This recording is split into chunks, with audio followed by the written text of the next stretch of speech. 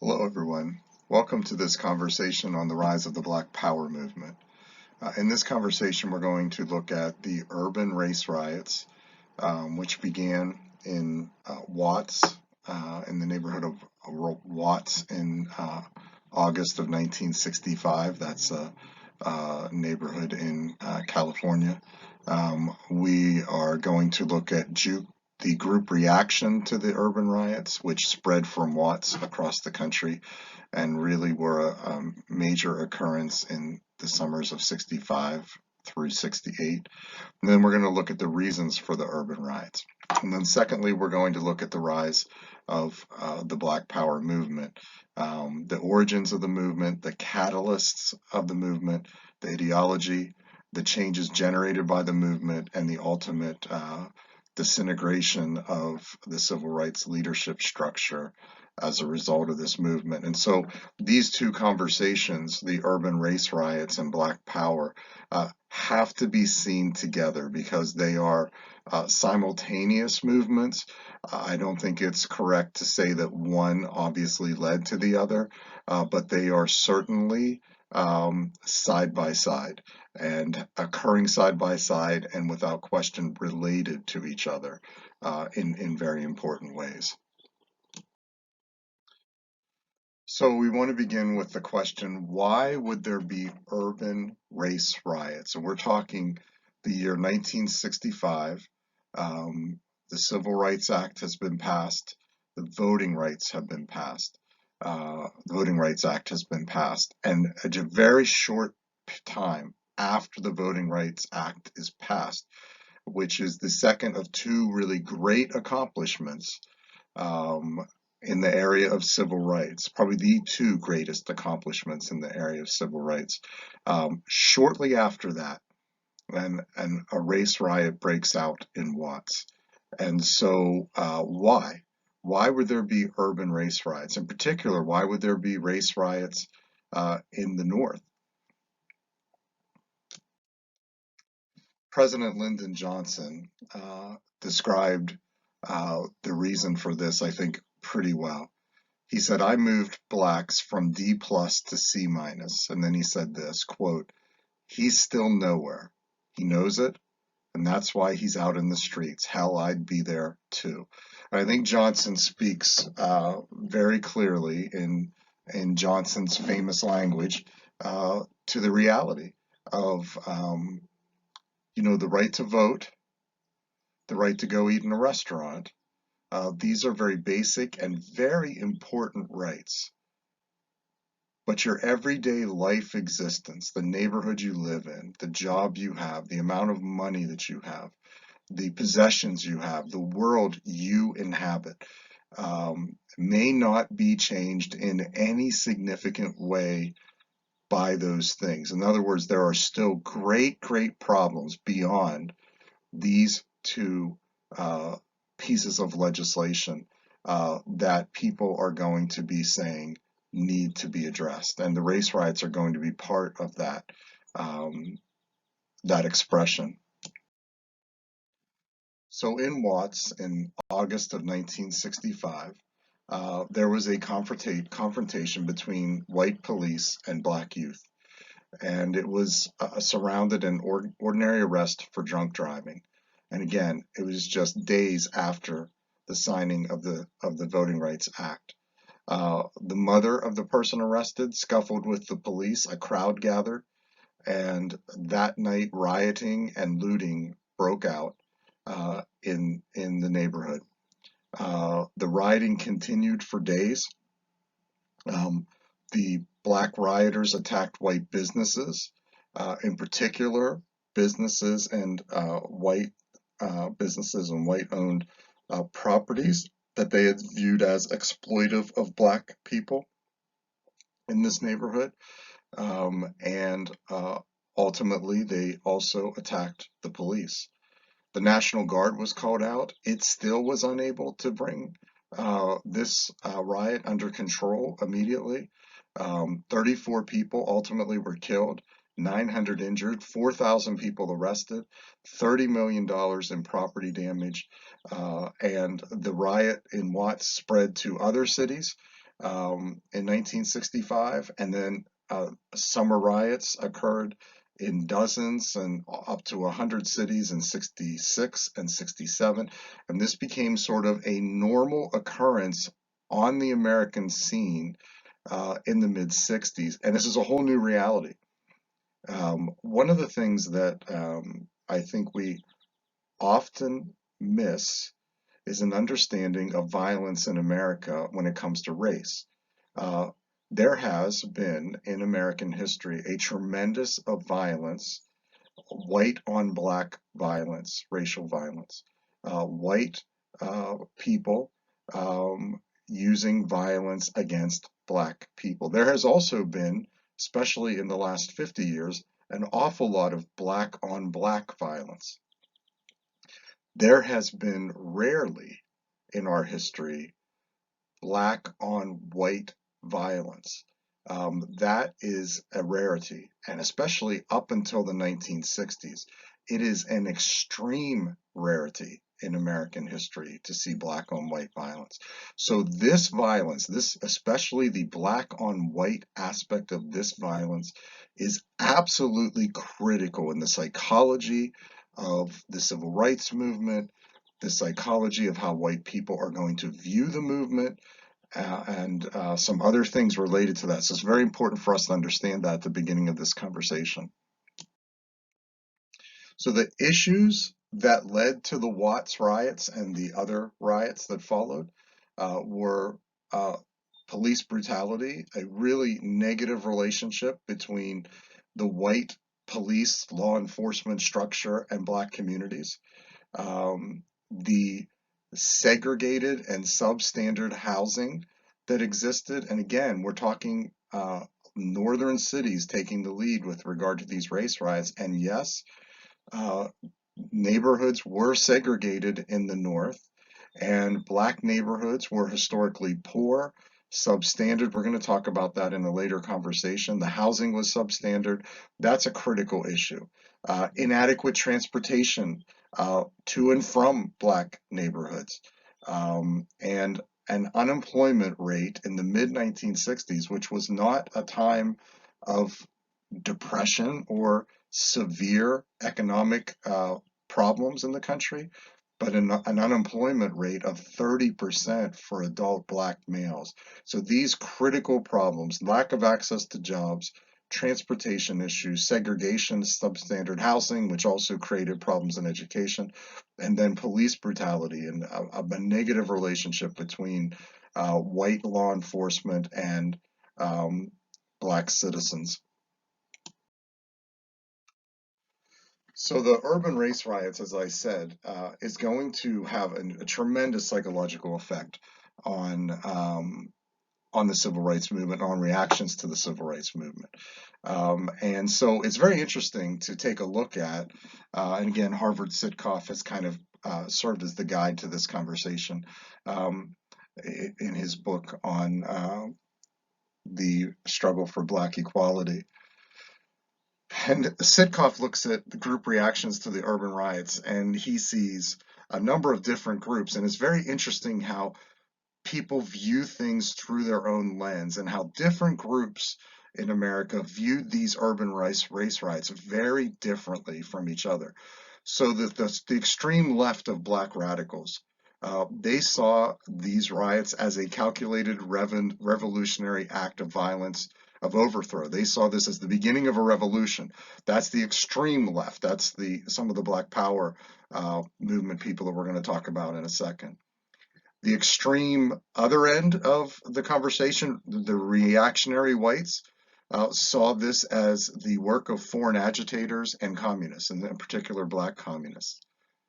The black nationalist, kind of a more moderate but left-leaning group of black Americans, saw this as the rejection of the civil rights goal of an integrated society and began advocating for separatism and black nationalism. White liberals saw this as a response to deprivation and issues that we just talked about, like housing and education and poverty. White liberals viewed it through that lens. The National Advisory Commission on Civil Disorders, a government agency or commission, kind of agreed with white liberals and saw this as the result of an explosive mixture of problems existing within Black communities that had not been addressed by the civil rights movement up until this point. White conservatives saw this as a result of liberal permissiveness, and argued that what needs to happen is we need to respond aggressively with law and order type policies, punish people for criminal behavior, and come real hard against Black riders. And that's very interesting response. And we're going to talk later again about law and order politics. It is a fascinating reality of American history that white conservatives said almost nothing about law and order when it was white on black violence through most of their generation's history at this time. But immediately when Black people began to be violent against white people, conservatives began arguing for law and a law and order crackdown type response, put people in prison, punish. That liberals and their permissive behaviors and their sympathy towards the plight of people had caused these people to respond criminally and violently. And so we need to put that down and make it very clear that this is not acceptable. So then those are all the lenses that people viewed things through. What were the actual reasons for the urban riots? I think we can see four kind of categories of reason that would cause Black Americans to turn violent, especially in poor neighborhoods, beginning the summer of 1965 and for the years following. The first and most important is northern realities. Remember, these riots are occurring in the North, and the North is different. It's not as segregated as the South. It is not as oppressive as the South, but there are serious problems in the North. And the civil rights movement in the South, which was designed to allow a person to go eat in a restaurant and some of those other very basic things, did nothing to change everyday life for Blacks in the North. I think that's the reality. The Voting Rights Act and in many northern cities, Black Americans were voting. The Civil Rights Act of '64 didn't really change the lives of northern Blacks in a significant way. And there were serious problems in northern cities, in particular because of housing segregation. There was an area where segregation existed, and that's going to be a really important issue coming forward. Secondly, I think that a second reason for the urban riots was what we call retributive anger.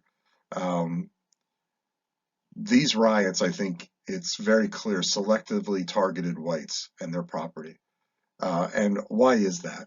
I think television, which played a critical role in all of this, because just like what happened on the Edmund Pettus Bridge, white law enforcement violence against peaceful Black protesters actually swayed white public opinion in favor of civil rights. That same effect transformed the grievances of Black Americans into anger and bitterness. When Black Americans saw what happened on the Edmund Pettus Bridge, when Northern Blacks watched that, they became angry and bitter. And so it inflamed feelings about racial issues and white people. And then on the other side of television, there's these constant scenes of white affluence. So you have white affluence, but you also have violence of whites against Blacks. And so there's retribution involved in the urban race riots. There's no question about that. A third reason would be raised expectations. The civil rights movement itself, although not really addressing the problems of the North, created this idea that a better life was possible, success is possible, the opportunity to live in the mainstream of society like everyone else was possible. So while the issues are different North and South, the expectations are growing as a result of these successes. And I think often, and this is very hard to understand, but it's a human reality, as expectations grow, impatience grows. And there's growing impatience along with these raised expectations. And then lastly, I think the urban race riots are reflective of desperation. People turn to desperate means when they feel like they don't have alternative strategy or alternative choices. There were really, in the view of Northern Blacks, no other alternatives than rioting. They were frustrated with their reality, they were angry, they had expectations that a better world was possible, and they were desperate to do something to affect that, and there was to them no other strategy out there. There's the desperation of feeling like there's no other choices. The only real way to get people's attention and affect change is to become violent. And so these four things, northern realities, retributive anger, raised expectations, and desperation, really, I think, uh, are the core of the primary reasons for the urban race riots. So we have those urban race riots as one stream of occurrence in the mid 19 and late 1960s. We're also going to have at the same time the explosion of the Black Power movement. So we have to see these things side by side. So I asked the question, why Black Power? I want you to think of these words. I want you to think of people, first of all, defining themselves as Black. One of the things that we have to work through is that in the history in the race history of America, we recognize that Black Americans have sometimes have been referred to and have referred to themselves in many different ways. More recently, we went through a phase where we identified Black Americans as African Americans. And sometimes today we still do that. There have been other words that have been used. Some of those words have been created by white Americans to define Black Americans, and some have been embraced by Black Americans themselves. Black Americans are going to define these words, Black Power. And I want you to think of those words. I want you to think of the racial designation of identifying very specifically with a physical characteristic of Blackness. And I want you to secondly think of the word power. Uh, Blackness and power associated together. Why would Black Americans decide to embrace, now again, a group of Black Americans, not the majority of Black Americans, but a group of Black Americans are going to embrace this concept of Black power? Why these words together like this? Malcolm X, who is sort of the foremost thinker within the Black Power movement, said this: a race of people is like an individual man. Until it uses its own talent, takes pride in its own history, expresses its own culture, affirms its own selfhood, it can never fulfill itself. So that is kind of a very clear statement of Black Power. This is people taking responsibility and control of their own lives and destiny. It's people who define themselves as Black who are going to embrace their Blackness and decide to become powerful in their own lives. And that's very important because that can easily go the other way, and white Americans can perceive that to mean they want to have power over white Americans, and that's going to be a problem within the Black Power movement as far as perception and in some ways reality. And so Malcolm X is saying, though, specifically here, we want to have power over our own lives. We want to control our own destiny. And Black Power together, again, a racial designation, a physical characteristic, we are going to, as Black people, seize control of our own lives and destiny. H. Rap Brown, probably one of the most radical of the Black Power leaders, went further, and he said this: America won't come around so we're going to burn America down. And so in that attempt to fulfill Malcolm X's vision of destiny and control over Black control over their own lives and their own destiny, H. Rap Brown is going to go further and he's going to say, if you don't give us that, we're going to burn America down. If America won't come around and give us that opportunity, we're going to burn America down. So two streams of thought within one movement, and trying to understand and comprehend that and come to terms with that is really important to our conversation. So what are the origins of the Black Power movement? Um, well, I think in our conversation, we would certainly say there are many, many people that were influential ultimately, past and present in the formation of the Black Power movement. But I think three people really stand out. W.E.B. Du Bois, who is the very important early 1900s, first half of the century thinker among Black Americans, who said no to Booker T. Washington's idea of working within the system. And Du Bois said, no, we need to have schools. We need to get an education. We need to press political issues.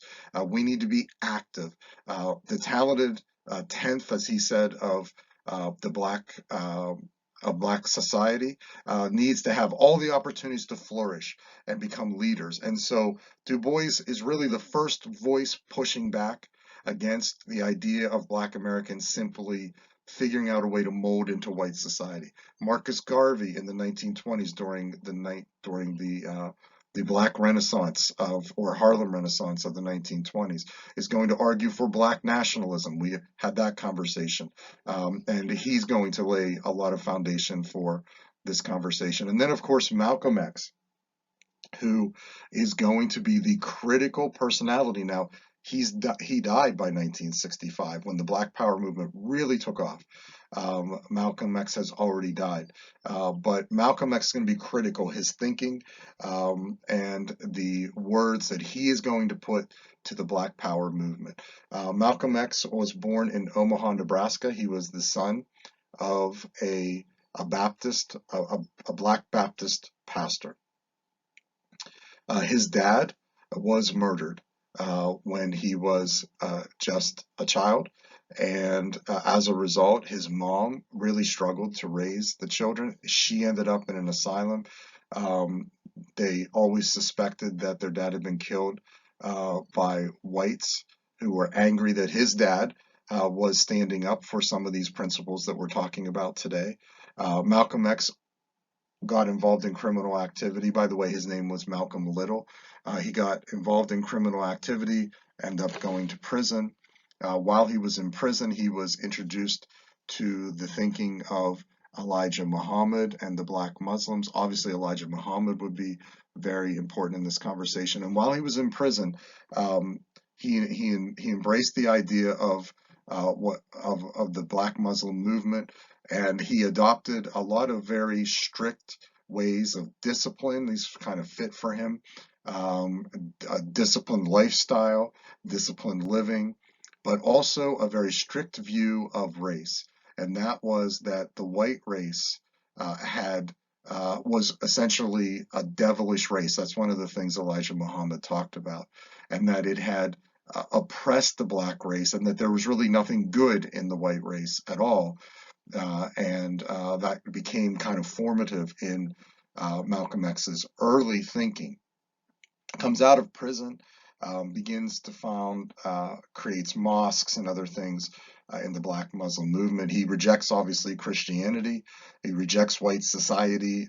But later on, he makes a trip to Africa. And in Africa, he goes through this transformation of thinking. And one of the main things that he comes up with is not so much that Blacks shouldn't still seek their own identity and seek their own kind of society separate from whites, as much as he starts to recognize that all white people are not devils. And so he ends up leaving the Black Muslim movement as a result. He forms his own movement, the Organization of African American Unity, in 1964. And then the next year in 1965 is assassinated by black Muslims who were angry that he had left their movement. And so there is change in Malcolm X's thinking over time. And he's a fascinating character to look at and understand, and a brilliant, brilliant man who articulated some things that were that really made a lot of people think, and was heading towards some different thinking, I think, on race before he died. But he lays much of the foundation in his thinking ultimately for aspects of the Black Power movement. So the catalyst of the Black Power movement, I think, were several. The first is white violence. As I said, much of our history, the overwhelming part of American history is a story of white violence on Black Americans, white on Black violence. And that violence had an effect on as a catalyst, especially as it ramped up during the Civil Rights Movement. And it's on television. It's going to have an effect on the rise of Black Power.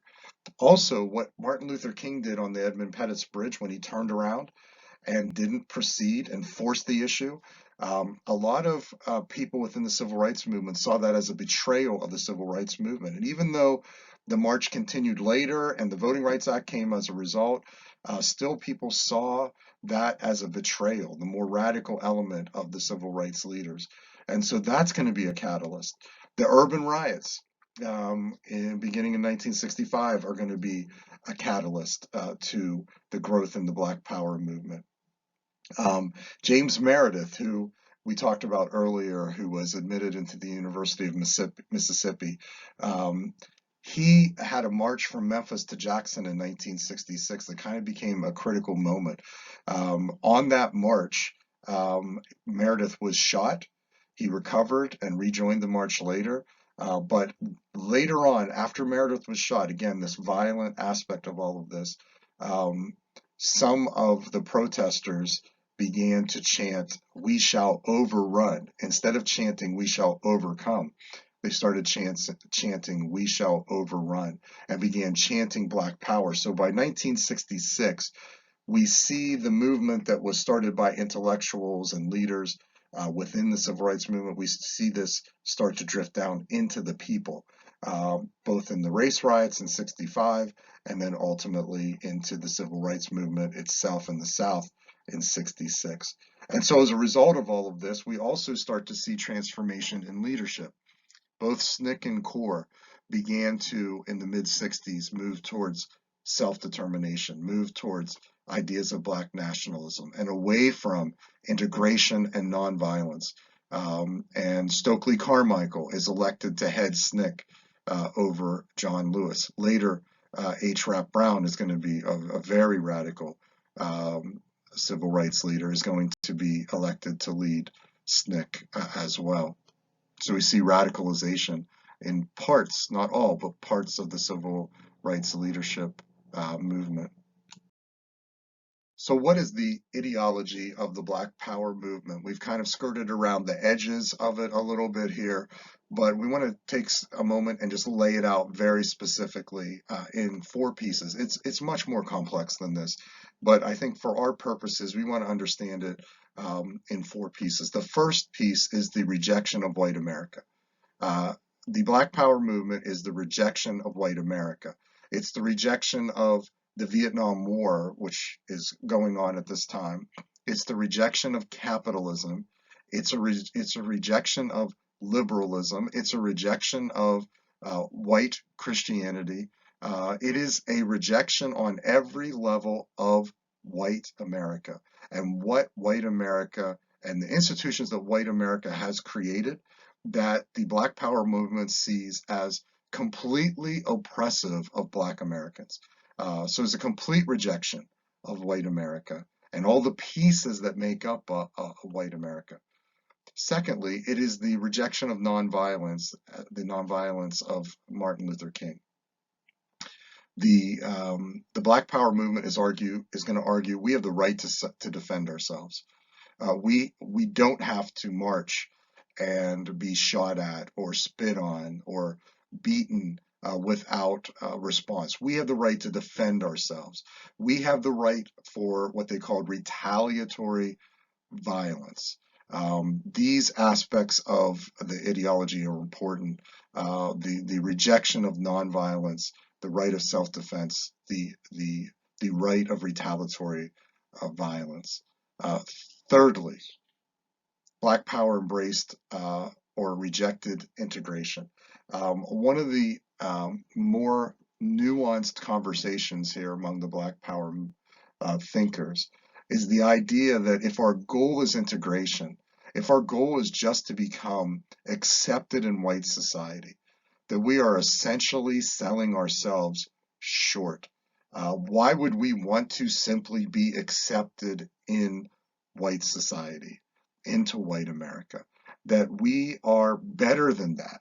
If you reject white America, why would you want to simply be accepted into white America? So you're going to see the rejection of integration and the embrace of separatism, the embrace of the idea of a separate Black society. And that's going to lead to what we call Black nationalism. We saw that with Marcus Garvey. We're going to see it again with the Black Power movement. This is the idea of racial pride, of self-reliance and independence, of Black control of their own institution, their own banks, their own stores, their own restaurants, their own society, and then also Pan-Africanism, a sort of affinity for Black peoples around the world in Africa and a connection there. And so Black nationalism, this pride in ourselves, this pride for Black Americans in their own race, self-reliance, control their own institutions, connection to Africa and other Black peoples around the world is going to be the fourth aspect of the Black Power ideology. So Black Power is, again, it's not a majority of Black Americans by any uh, calculation. Um, but it is going to change, it's going to be incredibly um, effective, and it's going to have impact on people. It's going to be influential, and it's going to generate change. Black Power is going to galvanize new members into the civil rights movement. It's going to create new associations and new organizations. It's going to spur this idea of self-reliance and community control. That's actually going to um, rise up in the Black community like never before. It drew attention to the needs of low-income Black Americans. It drew attention to the needs of these segregated, poor Black neighborhoods in our cities. It drew attention to the need for restructuring the nation's economic and political institutions and value structures. It raised tough questions about white America and what we need to take a hard look at and which part of our institutions need to be reformed and what about the values that we have and the way we look at things. It made Blacks proud to be Black, to leave behind the idea that white is good and Black is bad, and to begin to embrace the concept that Black is beautiful. And then lastly, the violence and anti-white rhetoric of the Black Power movement polarized the races, created loss of support among whites and a white backlash. And this is very important to understand. There is going to be a tremendous loss of support among whites for the civil rights movement, not just for the Black Power movement, but for the movement in general. Martin Luther King and everybody's going to suffer with regard to white public opinion. And there's going to be a backlash against the civil rights movement as a result. And that backlash, I am absolutely convinced, still exists today. There are people that have formed views on the civil rights movement that are still influenced by the Black Power movement and the rhetoric of it and the response to it by white Americans. Also, the Black Power movement resulted in the disintegration of civil rights leadership. SNCC became increasingly more anti-capitalist and pro-Black nationalist. They started to argue that whites should only work in white communities. That caused them to lose white financial support. By 1967, SNCC was bankrupt. The Black Panthers come on the scene. This is a group that advocated armed revolt, displayed weapons, tremendous fear, got a lot of media attention. They argued for full employment, self-determination, exemption of Black Americans from military service, that all Black prisoners should be freed. So you see like an extreme radical position within the Black Panthers. They actually merged with SNCC in 1968, so that tells you about the radicalization of SNCC by this time. The anti-war movement that many civil rights leaders embraced further eroded the legitimacy of the movement. King himself adopted anti-war position in 1967. And then finally, King's assassination in Memphis on April 4th, 1968, at the hands of James Earl Ray, resulted in rioting in 100 cities, but also caused the civil rights movement to lose its most prolific voice on a path forward, on a path between doing nothing and radicalization. The path that would maybe forge cooperation between the races. So in this conversation on the Black Power movement, we have looked at the urban race riots that began in Watts in 1965. We have looked at group reactions to the riots and the reasons for the riots. And then we've looked at the Black Power movement, which is a simultaneous side-by-side movement. Its origins in people like Du Bois, Marcus Garvey, Malcolm X, the catalysts of that movement, the series of events that led to the kind of growth in the movement, the ideology of the movement itself, the incredible changes generated by the movement. Even though it is a movement of a minority of Black Americans, it's going to have a tremendous effect on the civil rights movement, and it's going to have a tremendous effect on white America as well in a negative way. And then lastly, the disintegration of the civil rights leadership. So some questions to consider. What are the moral implications of the urban race riots? What are the moral implications of the Black Power movement? And what's the proper Christian response to the Black Power movement? Thanks for joining this conversation today. God bless you and have a great day.